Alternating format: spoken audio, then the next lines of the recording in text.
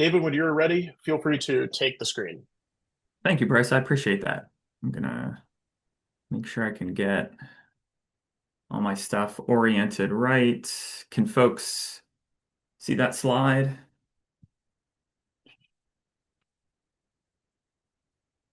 Cool. All right.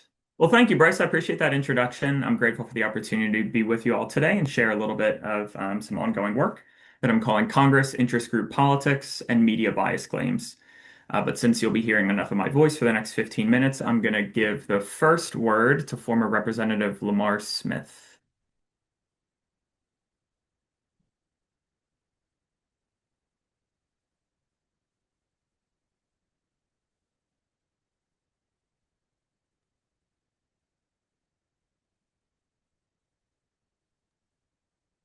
At least for me, I cannot hear the video. I don't know if Oh other people are no. having. Yeah, I'm sorry. I should have. It's all right. As somebody who does a lot of audio video work, this happens to me all the time too. So Yeah. let's see. I'm not sure. Maybe I need to. I can try to take off my headphones real quick. Yeah, I Apologies for would this, though. switch the select microphone to your internal system is probably the Yes. best solution. Give Yeah, me 1 second. sure, no problem.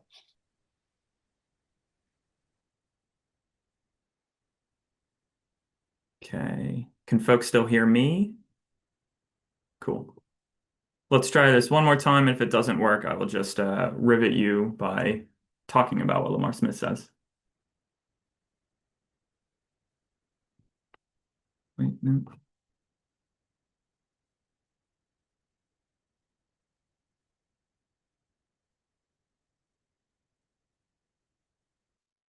Instead of reporting the facts, though, the national liberal media pushes the agenda of the administration. A recent Rasmussen poll found that Americans now believe media bias is a bigger problem than large campaign contributions. It also found that a majority of Americans believe the news media has too much power and influence over government decisions. This is largely because many Americans believe that the media goes easy on this administration. Americans will continue to view the media as a problem until it provides fair and balanced coverage. The media should give the American people the facts, not tell them what to think. Thank you for bearing with me, y'all. I usually do text as data and natural language processing stuff, so I'm very comfortable with text. I'm not super comfortable with audio and video. So like you just heard, elite press criticism, especially though not exclusively, claims by conservative politicians of liberal media bias, like you just heard from the former Texas Republican, Lamar Smith, have become increasingly common in recent decades. While we may often think of President Donald Trump's rhetoric about the media, such as labeling journalists as enemy of the American people, as taking elite press criticism to a new level of extreme, in reality, Trump is continuing a trend that's now well over a half century old. Over the same time period, there's been a precipitous decline in Americans' trust in the press, outpacing the decline in Americans' trust in other political institutions and professions, and exceeding the decline in press trust throughout most of the industrialized world. Now, as we heard about from the last session, we know that a wealth of public opinion literature shows that people tend to adjust their beliefs in response to cues from party leaders. So, in short, we know that elite rhetoric matters. In this project, therefore, I aim to investigate the rhetorical influences on politicians' media bias claims. Existing work has focused on the role of media entrepreneurs like talk radio pioneers Clarence Mannion, and then a decade or several decades later, Rush Limbaugh, as well as individual politicians like George Wallace and Richard Nixon in popularizing claims of liberal media bias. But there's been a relative lack of attention to the role of media watchdog organizations in existing research. In this project, I try to begin filling that gap by focusing on the role of four media watchdogs, two conservative groups, Accuracy in Media, which was founded in 1969, and the Media Research Center, which was founded in 1987, as well as two liberal groups, Fairness and Accuracy in Reporting, founded in 1986, and Media Matters for America, founded in 2004. So, what are media watchdog organizations, and why do I believe they matter?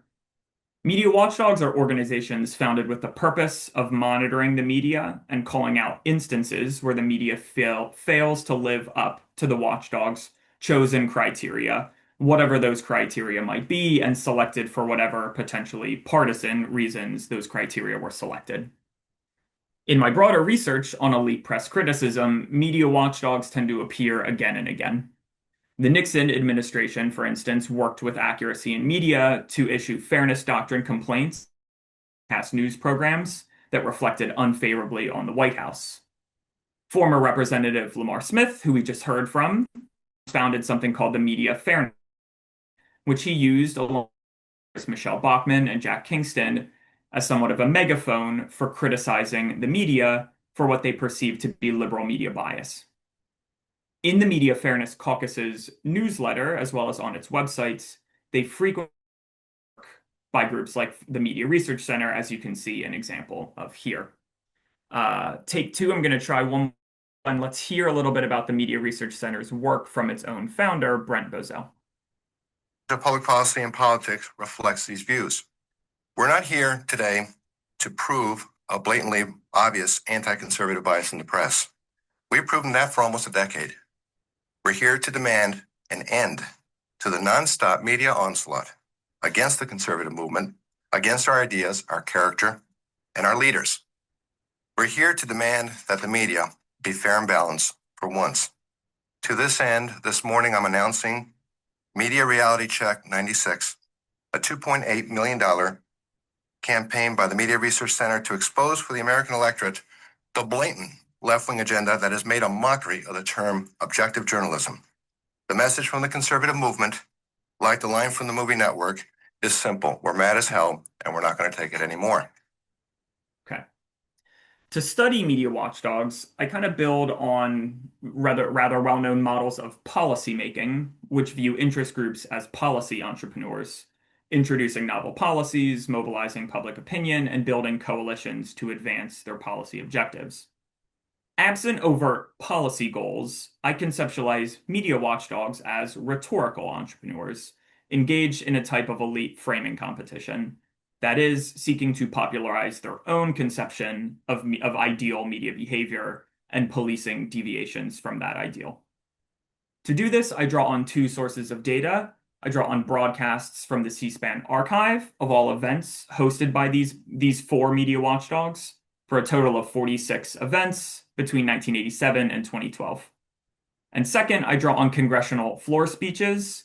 I begin this time series in 1969, the year that the oldest of the four media watchdogs, Accuracy in Media, was founded. I should note, as somewhat of a caveat up front, that of the 46 media watchdog broadcasts available in the C-SPAN archive, only two are from the two liberal groups.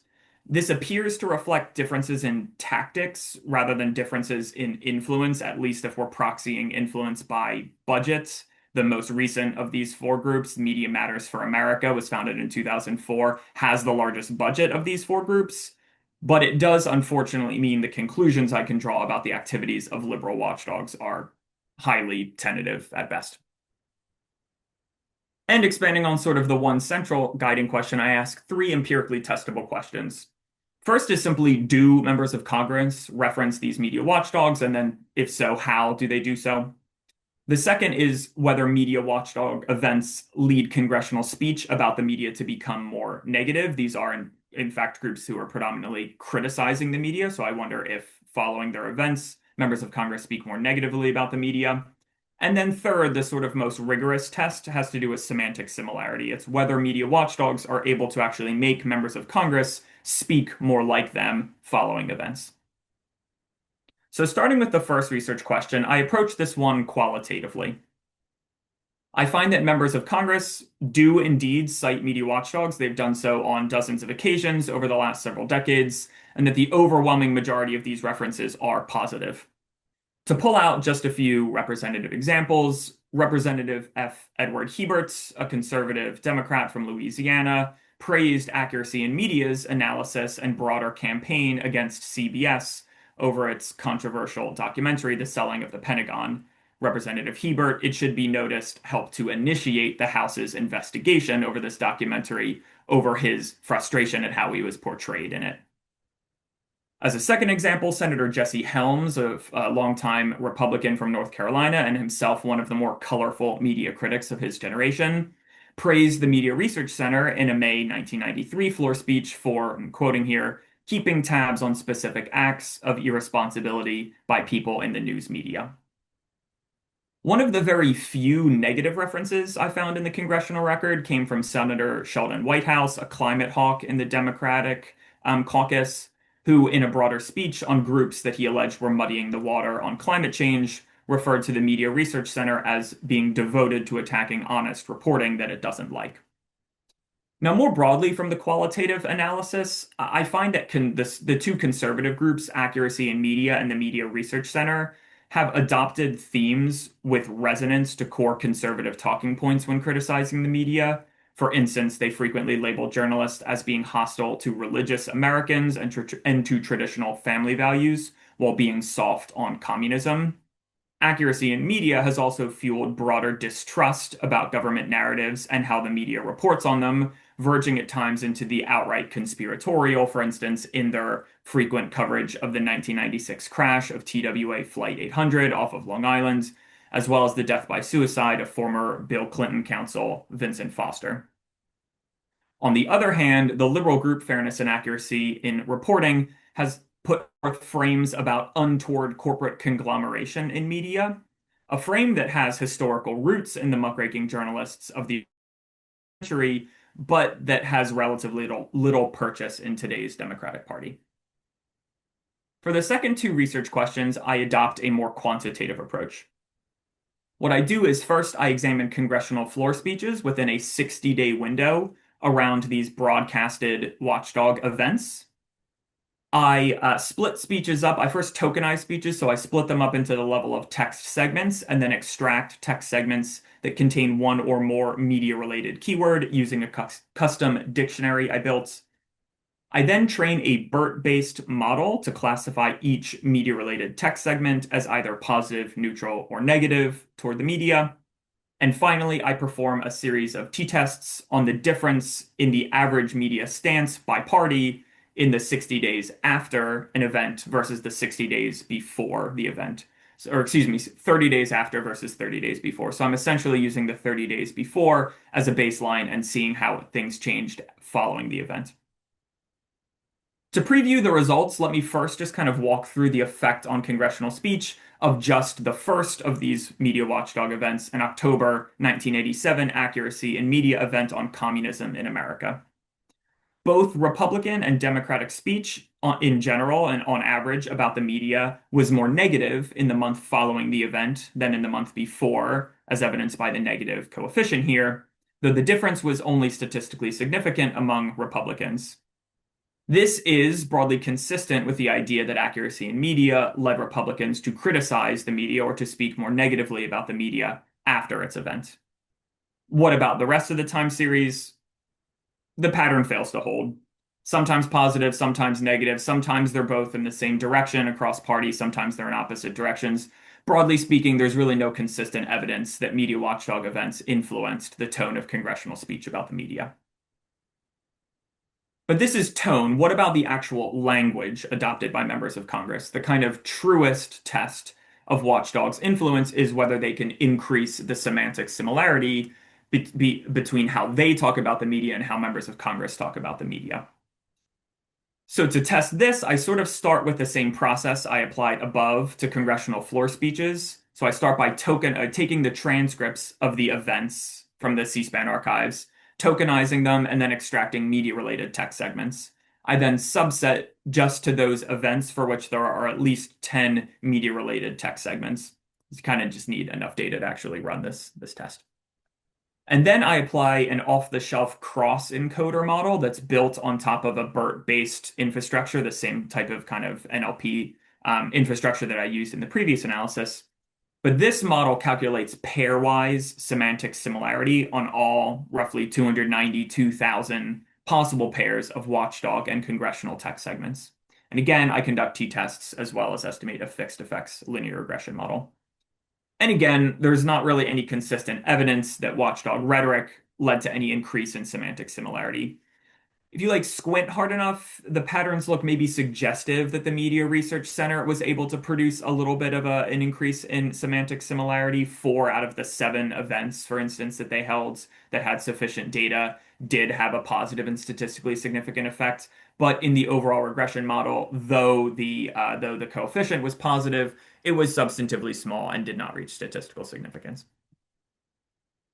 So, to summarize, I found in the qualitative analysis that members of Congress plainly are aware of these media watchdogs, and there exists a certain synergy, particularly between conservative politicians and the two conservative groups. But the quantitative analyses didn't reveal any evidence that media watchdog events affected either the tone or the actual language of congressional rhetoric toward the media. Before accepting kind of these null results at face value, there are some important limitations to acknowledge. The first is the text available from C-SPAN broadcasts is somewhat limited, particularly for liberal watchdogs. This is limited both because an N of 46 isn't huge, and also because of some of my own processing decisions. I decided to only take text from the transcripts that was spoken by actual representatives of the group, but oftentimes these were like panels that they would put on, and a representative of the group would speak for 2 minutes and then invite the panelists on. The panelists were not formally members of the group, so I didn't include that speech. Moving forward, I could certainly do that. That's sort of a much heavier lift now to kind of get all that speech together. I didn't include that because I wanted to really only get the stuff that was truly on message by the group, and they obviously can't ensure that it's on message when it's someone else speaking. But, further work could use that, as well as expand the corpus by examining something like annual reports or other documents from these groups. Second, I'm unable to account for the universe of potentially unobserved events, which could bias the results, especially if there are unobserved events that occur in proximity to these broadcasted events. And then finally, my analysis is limited to just the most visible activities on both sides of the equation. That is to say, media watchdog events that have been broadcasted, as well as congressional floor speeches. So, similar to how scholars who study the effect of lobbying on congressional behavior have roll call voting behavior to look at more kind of behind the scenes work from legislators, future work could try to look for the less visible behavior by both media watchdogs and by legislators to more robustly examine the effect of these watchdog groups on legislators' rhetoric toward the media. All right, that's all for me. Thank you all so much.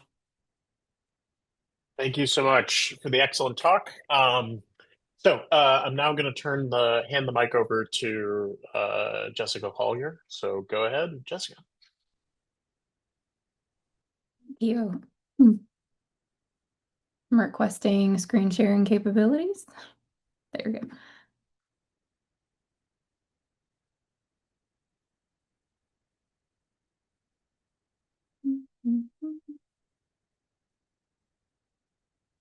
One second. No problem. Take your time.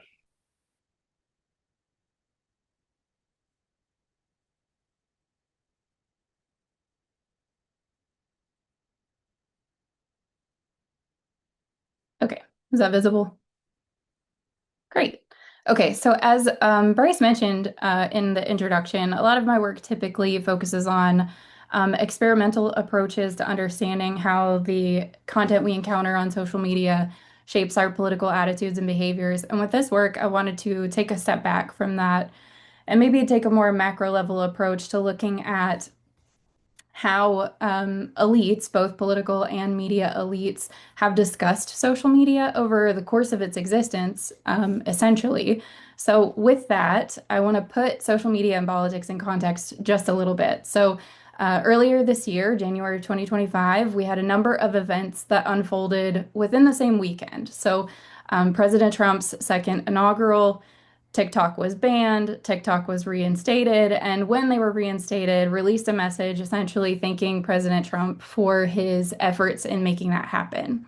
In the same month, Meta announced removal of its third-party fact-checking tools, opting for a community note structure a little bit more similar to Twitter or X, and what they had adopted in 2023.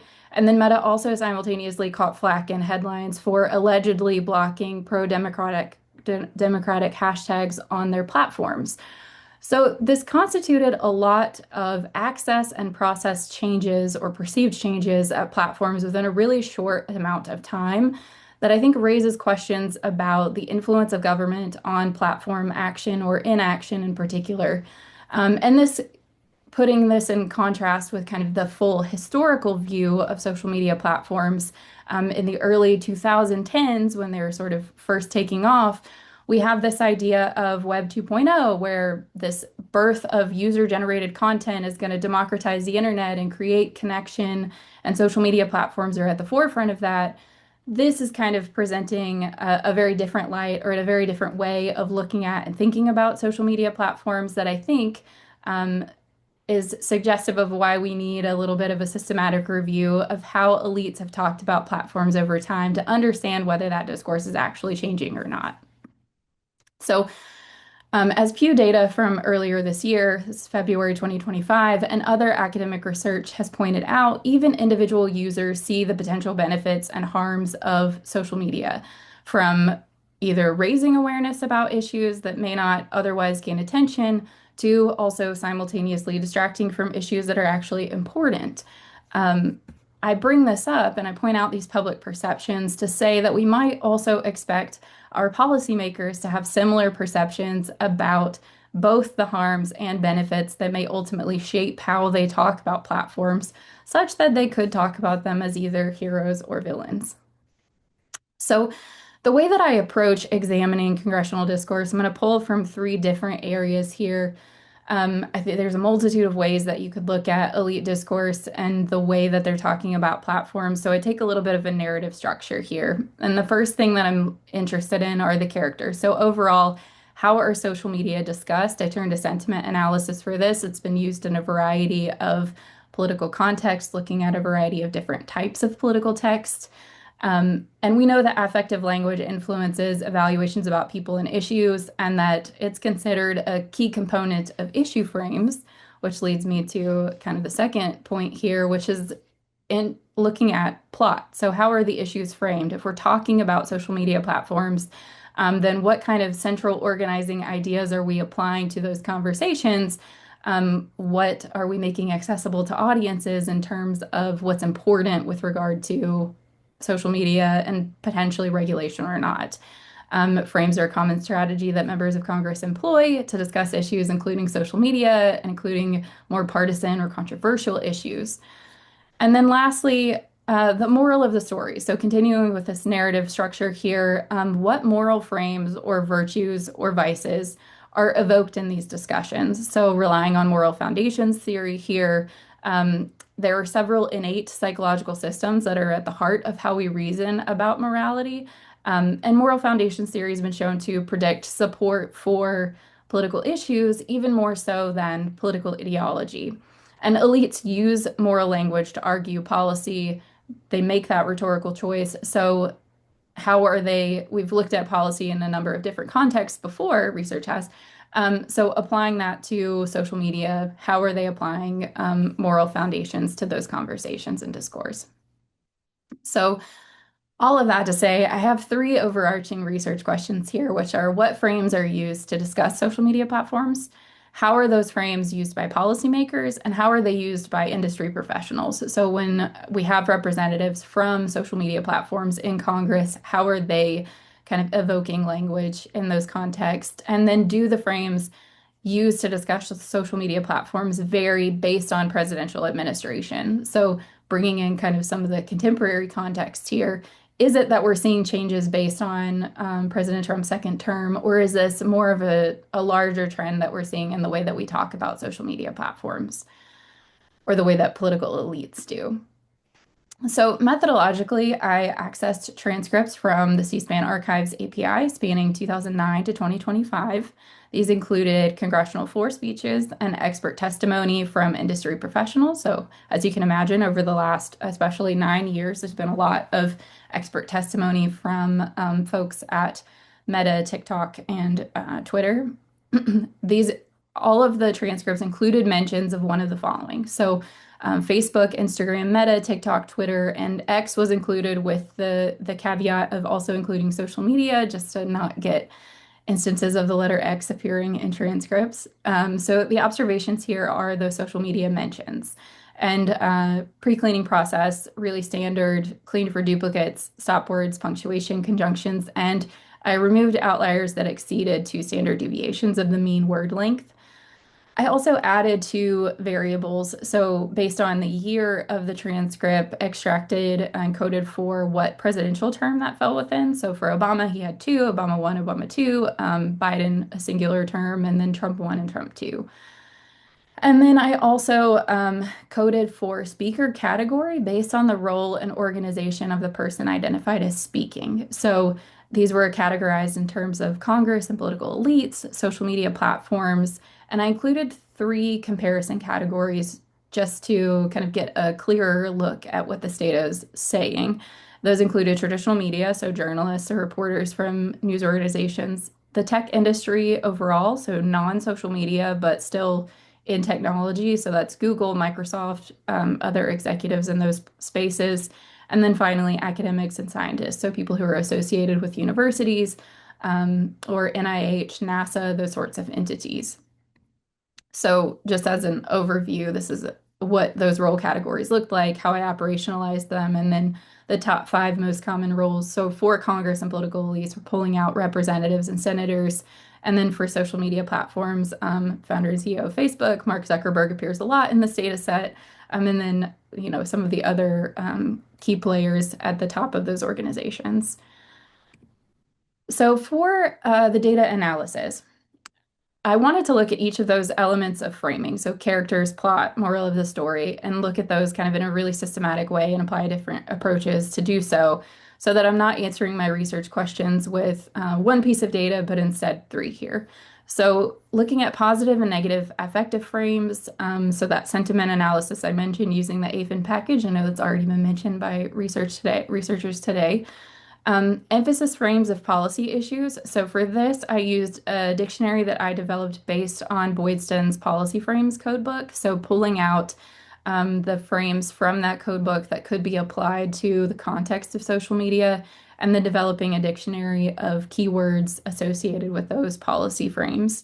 And then finally, using extended moral foundations dictionary sentiment scoring to look at those moral frames that I mentioned earlier. So as I get to the findings, I'm going to skip over our Q1, that sort of overall frames utilized in this discourse, and skip to instead the comparisons between the different speaker categories and between presidential administrations. I think that's a little bit more interesting.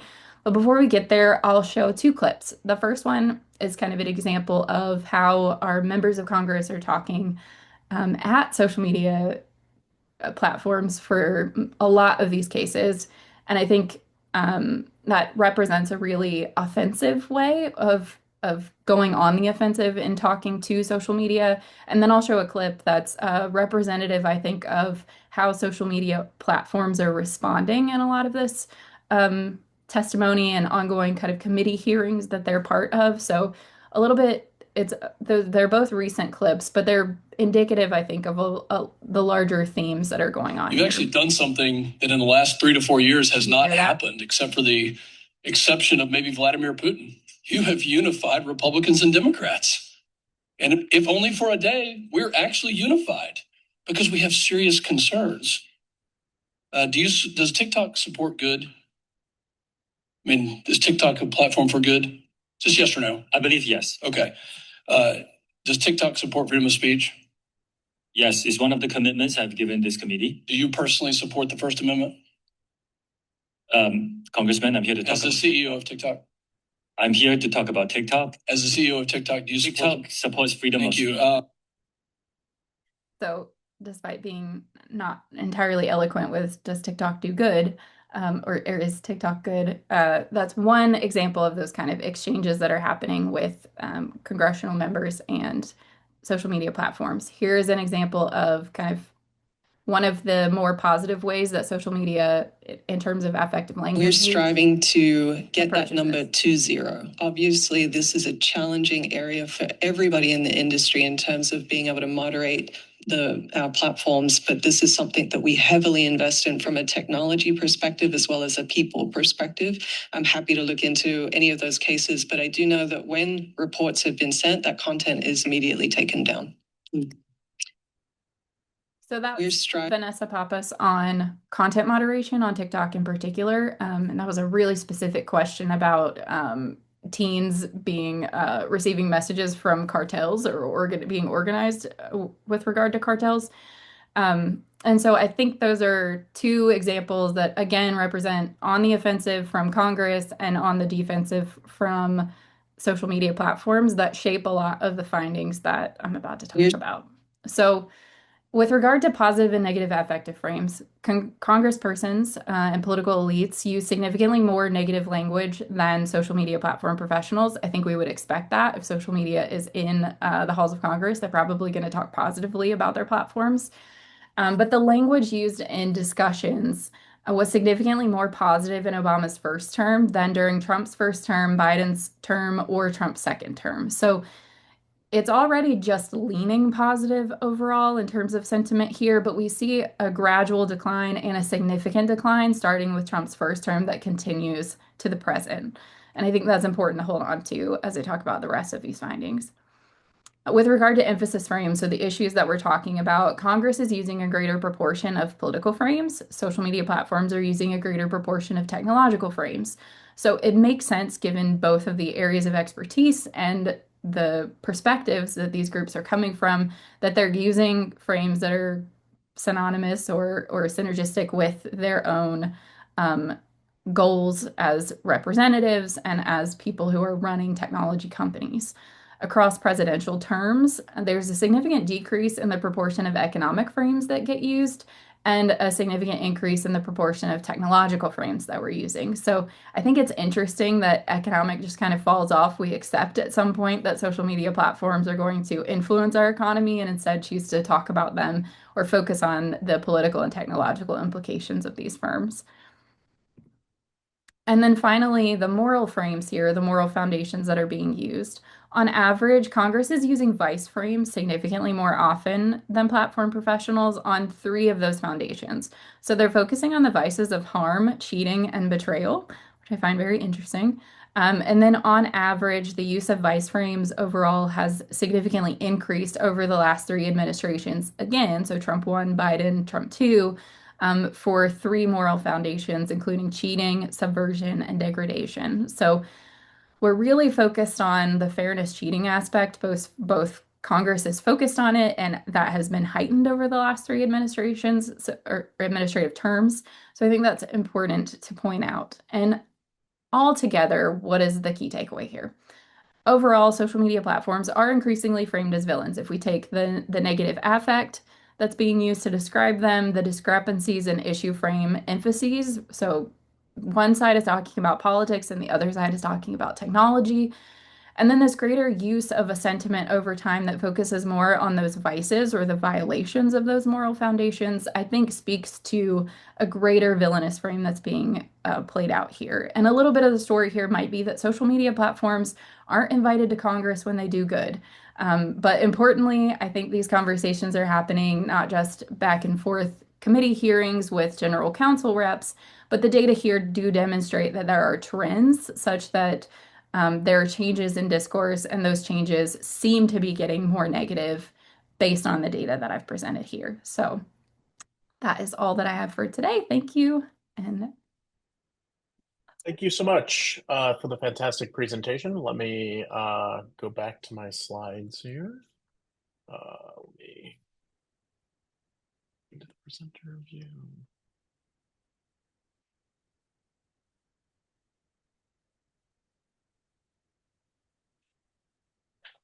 As I mentioned when we started the panel, Diana Zulli will serve as the discussant for these papers. Dr. Zulli is an associate professor in Purdue University's Brian Lamb School of Communication, where her scholarship examines how political communication and rhetoric evolve on digital platforms. Her work appears in venues such as Communication Theory, Critical Studies in Media Communication, New Media and Society, and the Communication Review. And she's also co-editing the forthcoming volume of Teaching Political Communication with Kevin Coe. So please, let's give a warm round of applause for Dr. Zulli. Thanks. Thank you. Can y'all hear me? Okay. Okay, great. Well, thank you, Bryce, for that kind introduction. Again, my name is Diana, and I had the pleasure of reading these two papers, which was a treat for me. I have been involved in the conference over the years, and I moderated a few of these panels, and I'm always really impressed with the unique ways that people are using the archive and the interesting research that comes out of it, and this panel is no exception. I just have very brief remarks because I think the papers that I received were really well done, and I was really excited to read them.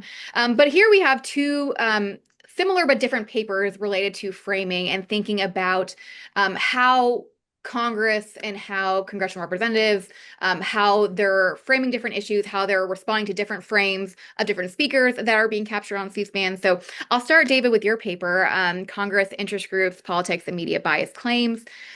This paper was interesting to me because it interrogates the role of media watchdogs in affecting congressional discussions of media bias.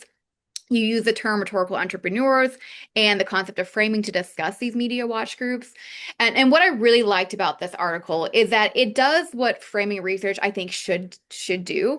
It assesses to which or the extent to which the frames are adopted in public discourse, right? In a lot of framing research, we just look at the frames itself and we're thinking about what frames are being used. And I think what you try to do, or what you did do in the paper very successfully, was to see whether or not there was resonance between the frames of the watch groups and congressional discussions of trust in media, and the extent to which those references to media watch groups were central parts of discussions.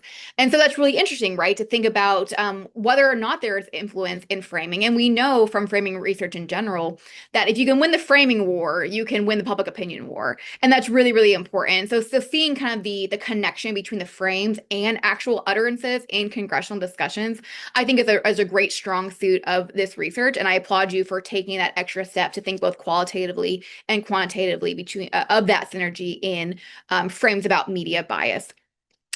The results are really interesting. I think the quantitative picture, as you mentioned, is a little less clear than the qualitative picture.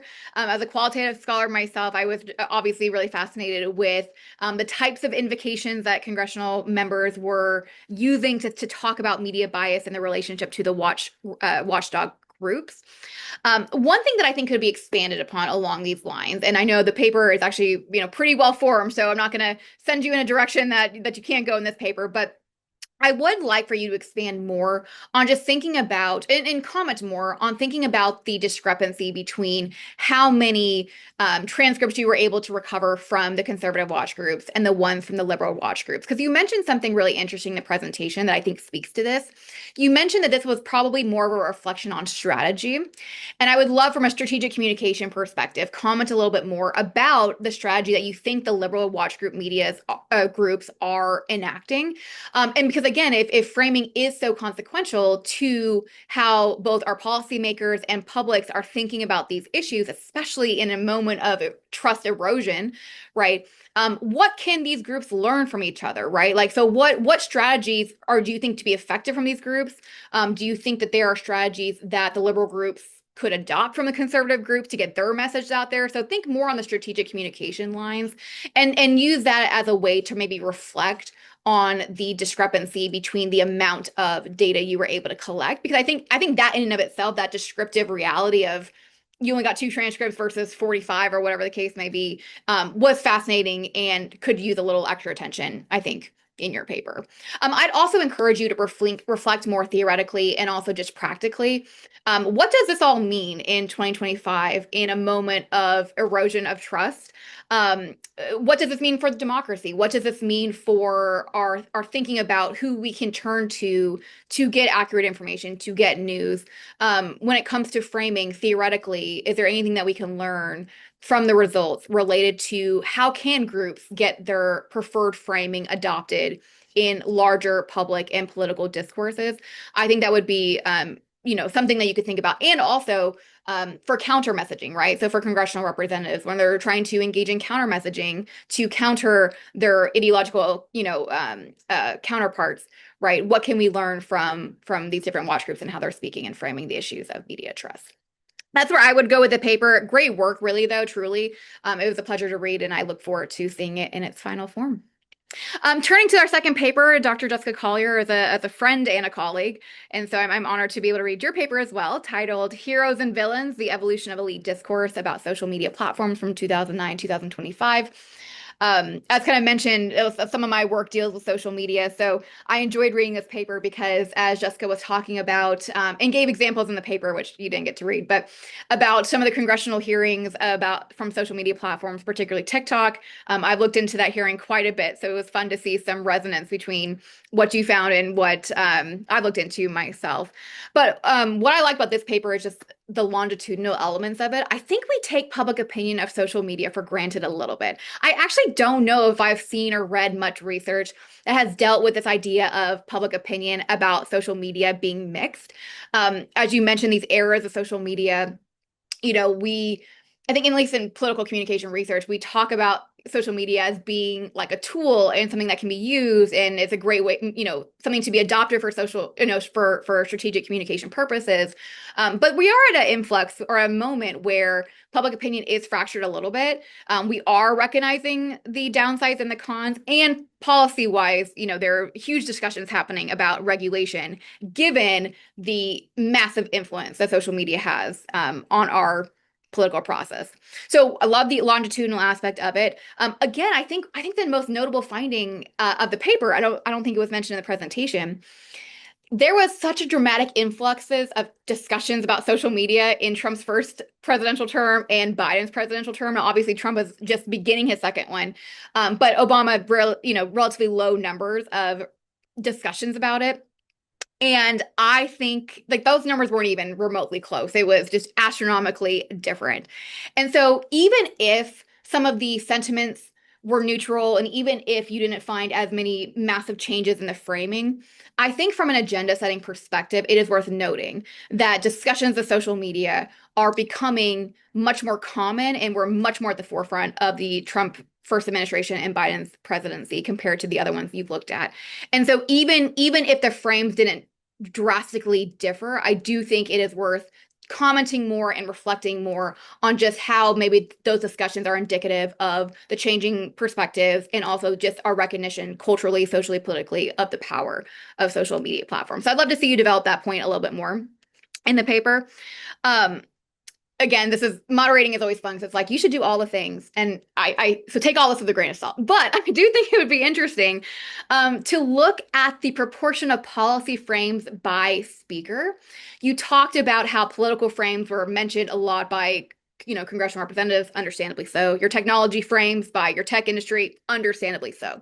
What caught my attention were the traditional media frames, and how the policy and the technological frames were the most for traditional media. So my mind goes, okay, if traditional media is another way to get out your framing message, and they're maybe potentially echoing the frames of policymakers and tech experts, I think maybe a little echoing press theory there to think maybe about synergy between like the types of frames we're seeing from congressional representatives, but also from our technology, are being rearticulated in mainstream media, could be an interesting comparison point, or just an interesting question for further exploration, maybe not in this paper, but moving forward. But when I saw that bar chart, that caught my attention as something that would be really interesting to look into. And lastly, I'm not surprised, as you mentioned, that positive language about social media has decreased over presidential administrations, even though the language about social media has trended more neutrally. It is interesting because, as you mentioned, the vast majority of politicians benefit tremendously from social media. And so I think we're at this unique tension point of recognizing the harms, understanding the persuasive power, manipulative power, whatever you want, disinformation elements of it, but also recognizing the benefits of social media and still taking advantage of these platforms. And so I guess I say that to I would dive a little deeper into this. Again, maybe a qualitative component or just some examples for this section would be warranted, just to think about how that trend line has evolved and where the negativity is coming from. Certainly during, the negativity language is it probably explode when social medias do mess up, as you noted. But I'm just thinking with AI, with different types of platforms emerging, different types of political actors using AI on social media, I expect discussions with a negative tone to be increasing. And so I just might encourage you to look a little deeper into that. Again, maybe not for this paper, but as you continue maybe pursuing this line of research. But that's really all I have. Again, thank you both for allowing me to read these papers, and I appreciate everyone sitting here listening to me talk. But it was an honor, so thank you very much. Thank you so much. Yeah, so we'll open it up to questions if anybody has any. I certainly have a few. Sure, go ahead, Robert. This is for the David's paper. And I know Diana mentioned this, the discrepancy between the strategies of the two groups.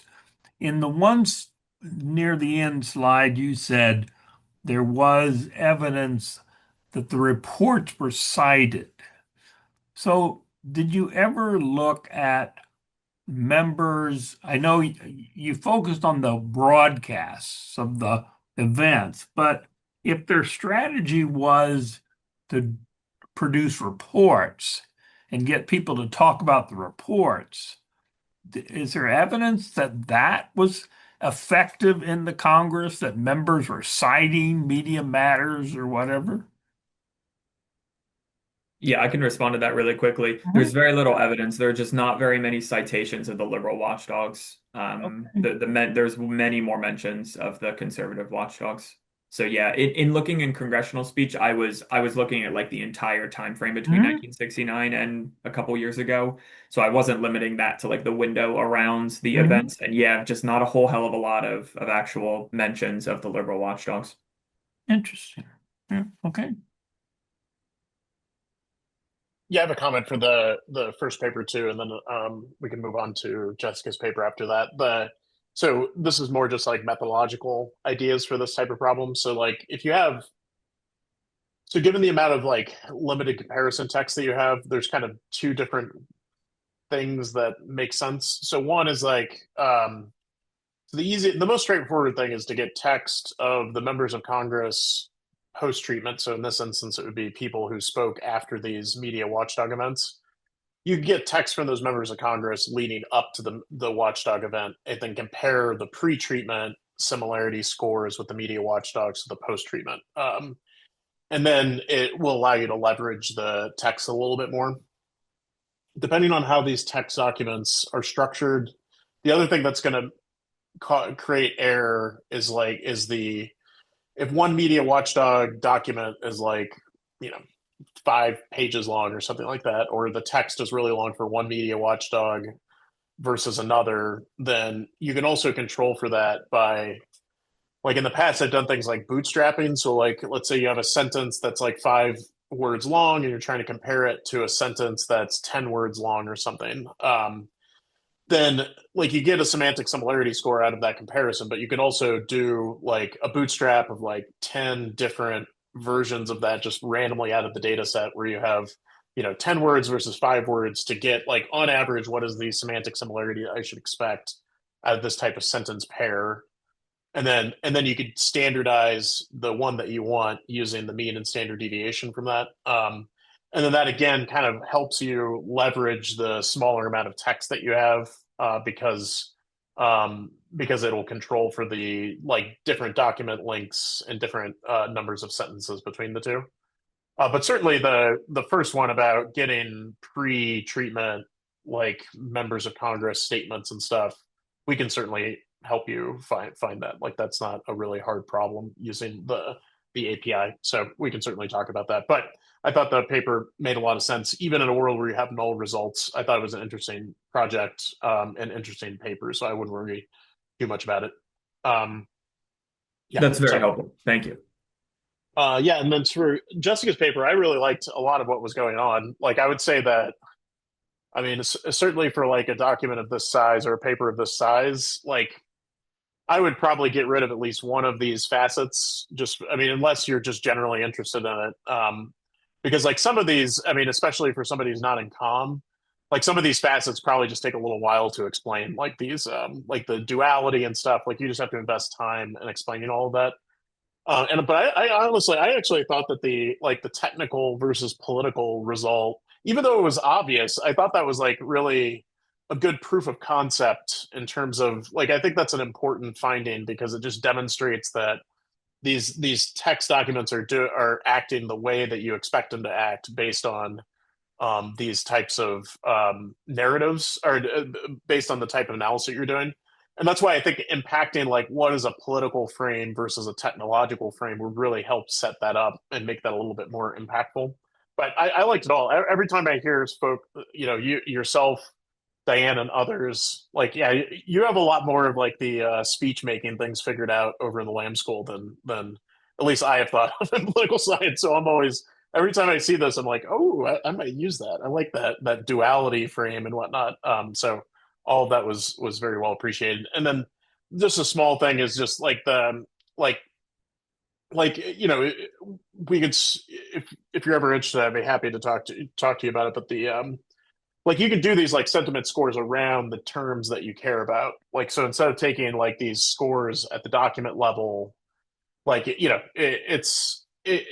there's pros and cons to it. So like the pro is that you have like a more localized window around the term, so you can say like these terms are about social media versus the entirety of the document. The con to that approach is that you introduce more error because now you're like don't have the whole document to kind of cancel out kind of the noise that exists within the dictionary. So there's kind of trade-offs about that, but it's certainly something to worth thinking about. These kind of localized windows was the other thing. And this is not the only one. We had a paper earlier today that I was going to say the same thing, but we ran out of time. So No, that's super helpful. And like I noted at the beginning, I'm an experimentalist, so this is a little outside of my wheelhouse anyway. So any guidance you can offer there, super, very welcome. cool. So any other questions, comments, or concerns? I Can I know ask a question Diana. real Yeah, I go need to ahead. ask, I do need to go, but I do have a question, Yeah. if you don't mind. Jessica, I just have a not clarifying question, a curiosity question. When you were looking at, did you, so, you captured administration and sentiment of administration and speakers, right?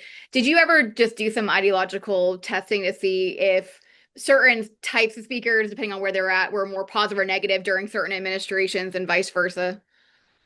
No, not specifically. And I was trying to match partisanship of members of Congress to compare like within Yeah. administrations, but it was a little messy. So I haven't done that yet, but I had the same thought. Yeah, and again, not for this paper, but I was just curious. Obviously, when you've got certain people in administration, using the power of social media in certain ways, I can imagine the tone shifting depending on who's benefiting, who's not benefiting at any given moment. But yeah. Great. So if there's no further questions, we only have a few more minutes left anyway. So I want to quickly remind everybody that everything kicks off tomorrow at 1:30 p.m. Eastern with another keynote speaker, Dr. Bill Bianco from Indiana University in Bloomington. He will be joining us in person here at Purdue, but we will be broadcasting it on Zoom.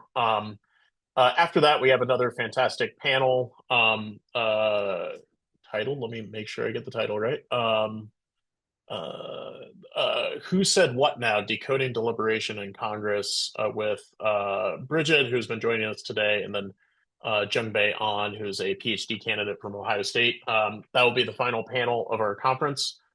Since we have a few more moments, it's probably worthwhile spending just a fraction of our time just talking about kind of next steps for those who are interested. So what we'll be doing after the conference concludes, probably next week or shortly thereafter, we'll be emailing each of you kind of just initial comments that we have based on the papers that you submitted, just giving you a sense of like what the expectations are in terms of like formatting for the book, give you some initial feedback on the papers that's written so you can kind of look at it. And the reason why I mentioned that is both the papers for this session were both very good and very far along. So I don't want you to, to spend a ton of time doing a bunch of revisions until you kind of get our initial feedback. And so we want to make sure that you spend your time wisely. So yeah, that's the plan. So with that, I will conclude the second day of our conference and then look forward to wrapping things up tomorrow beginning at 1:30 p.m. Eastern. Thanks. See you all then.